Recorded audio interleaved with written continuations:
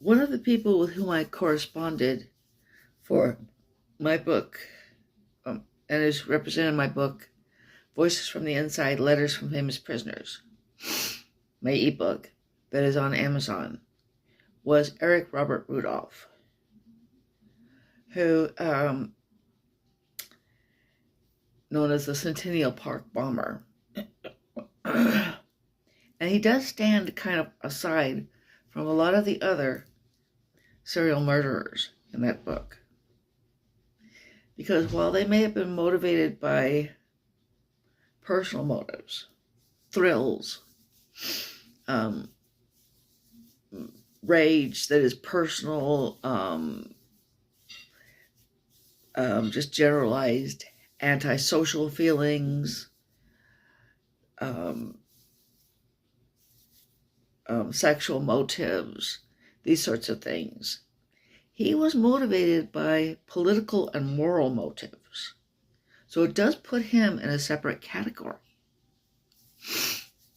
He was motivated by his opposition to socialism, his opposition to abortion, his opposition to the widespread acceptance of homosexuality and lesbianism.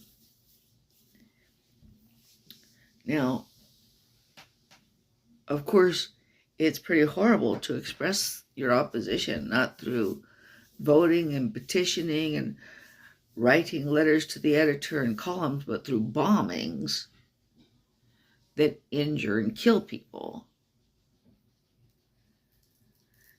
Nevertheless, it does put him in his own separate category. Because, and one of the reasons for that is he's not a psychopath or a sociopath.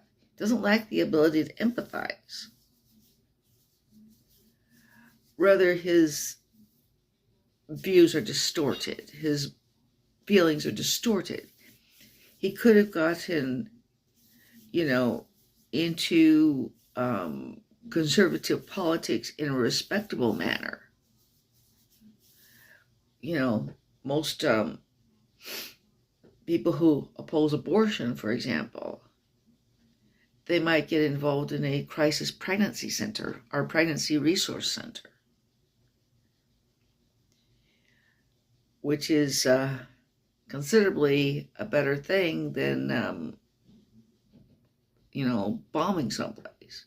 They might work on, to overturn Roe v. Wade, which has been overturned.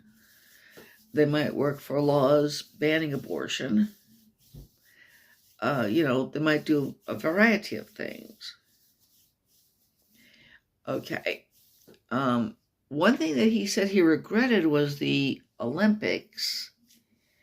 He regretted the bombing of the Olympics because it was rightly misunderstood. It seemed to be, people tended to misinterpret it as a kind of irrational or pointless act of violence, whereas he meant it to be an anti-socialist statement, but it wasn't really read that way, which is why he regretted it. But his political and social motivations do put him in his own kind of category. Now, does that mean that he's to be treated differently than people who have more standard antisocial motives? I don't think so. Do you? But it does put a special interest in there as far as, reading his letters and understanding his particular case. Hope you enjoyed hearing that.